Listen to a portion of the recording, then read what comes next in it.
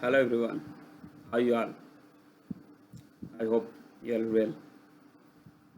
This is Rajnikant Bharti. Today I want to talk to you the topic of anatomy of ear.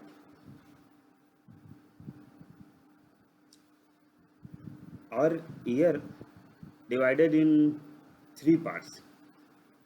हमारा कान मुख्य रूप से तीन भागों में बटा होता है, outer ear, middle year and inner ear. Outer ear ये जो बाहर दिखता है कौन का, एंड ईयर कैनाल कान की नली. ईयर कैनाल को एक्सटर्नल ऑडिटरी मीएटस भी बोलते हैं. उसके बाद आता है मिडिल ईयर. मिडिल ईयर में टिम्पैनिक मेम्ब्रेन होता है, कान का पर्दा, बोन्स होती है. In term of medical ossicles chain. कान में तीन सबसे छोटी हड्डियां होती है, मैलियस, इनकस, स्टेपिड्स. तीनों एक दूसरे में अटैच होती है और वो बोन मैलियस टिम्पैनिक मेम्ब्रेन से अटैच होता है और स्टेपिड्स ओवल विंडो से अटैच होता है. फुट प्लेट स्टेपिड्स का वो एक ब्रिज का काम करता है, ब्रिज बन जाता है. और इनर ईयर मिडिल ईयर में स्टेचिंग ट्यूब होता है जो कि हमारे फेरिंग्स से लिंक होता है. मिडिल ईयर इसका मुख्य काम होता है कि हमारे कान के अंदर वेंटिलेट करना, बैलेंस बनाए रखना,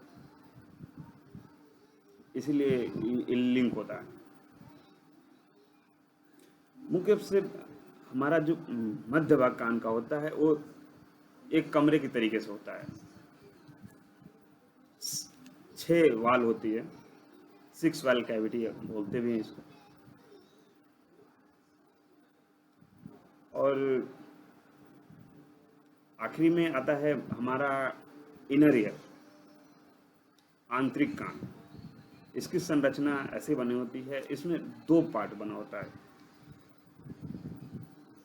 पहला होता है जो कि हमारे हियरिंग के लिए रिस्पॉन्सिबल होता है, कॉक्लिया. कॉक्लिया एक स्नेल लाइक स्ट्रक्चर होता है जो कि 2.5 राउंड घुमा होता है. वो एक ट्यूब लाइक होता है जिसको कि अगर हम उसको देखें तो एक ट्यूब लाइक हो सकता है.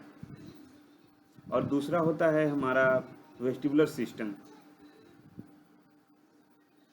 वेस्टिबुलर सिस्टम रिस्पॉन्सिबल होता है हमारे बॉडी के बैलेंस के लिए. इस प्रकार से हमारा कान सिर्फ सुनने के लिए ही नहीं बल्कि बैलेंस के लिए भी रिस्पॉन्सिबल होता है.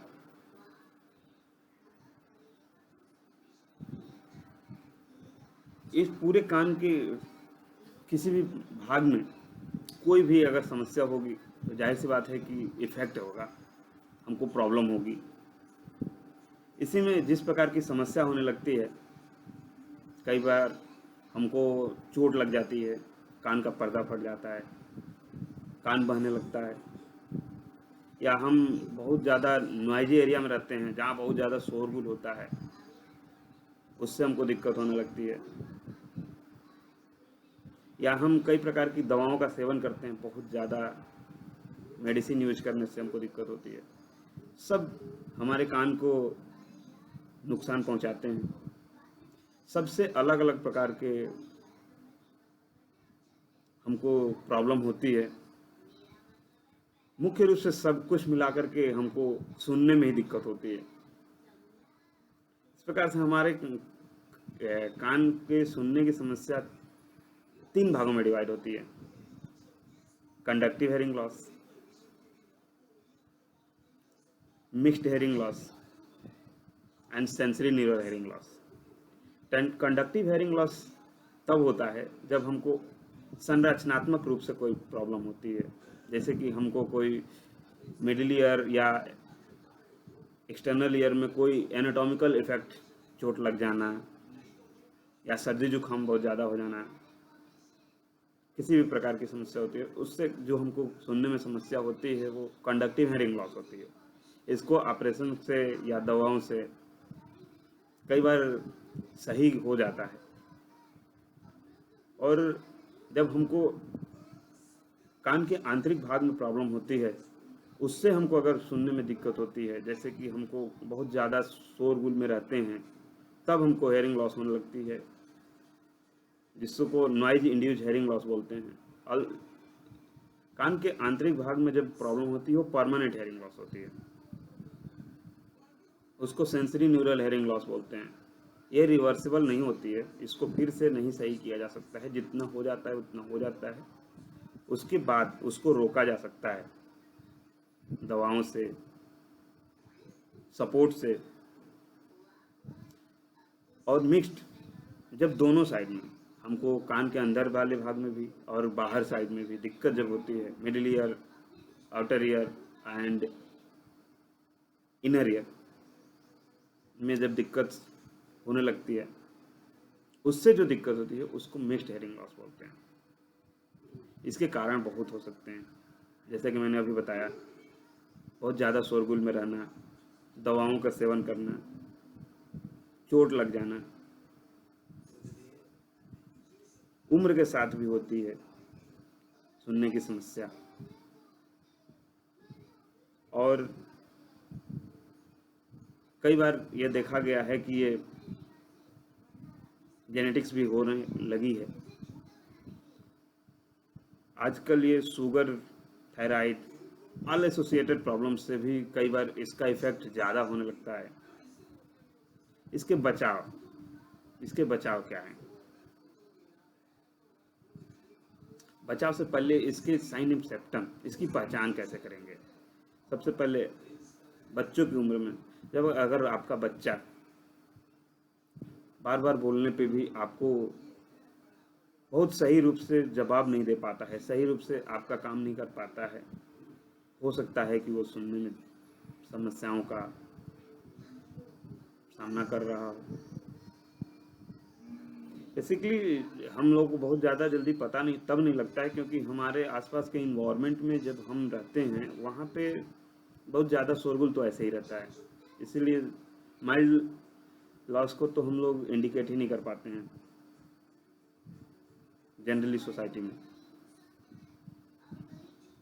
या बार बार कान के दर्द या कई प्रकार की कान की समस्याओं को हर बार रेगुलरली वो कुछ बताता रहता है आपका बच्चा, या नॉर्मल डेवलपमेंट उसका नहीं हो पा रहा है, सही से सीख नहीं पा रहा है, सही से उसकी स्पीच डेवलपमेंट नहीं हो पा रही है, तो हो सकता है कि वो समस्या से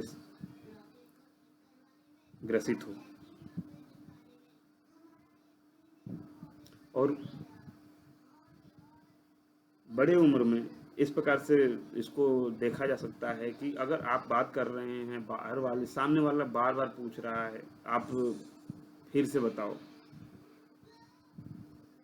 आप बोलते हो कि थोड़ा तेज बोलो, या आप टीवी देखते हैं तो आवाज़ तेज करके सुनते हैं, या आपको कोई बोलता है कि आप बहुत ज़्यादा तेज बोलते हैं, हो सकता है कि आपको समस्या हो सुनने में। तत्काल रूप से इस प्रकार की समस्याओं को चिन्हित करके इसको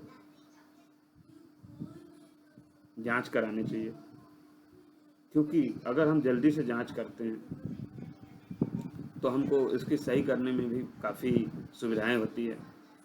early assessment are helpful for intervention.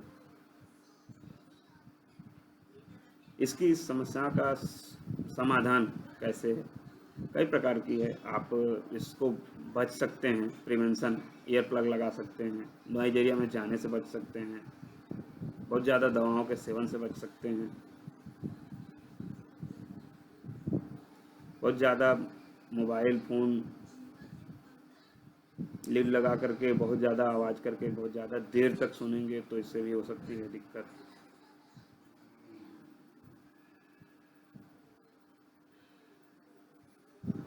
इसके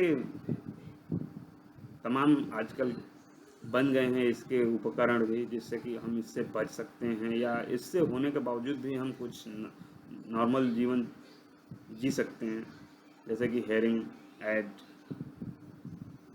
तमाम प्रकार के हेयरिंग डिवाइसेज हैं जिस प्रकार से हमको उसको यूज करके बच सकते हैं। सो ध्यान रखना चाहिए हमेशा। Thank you.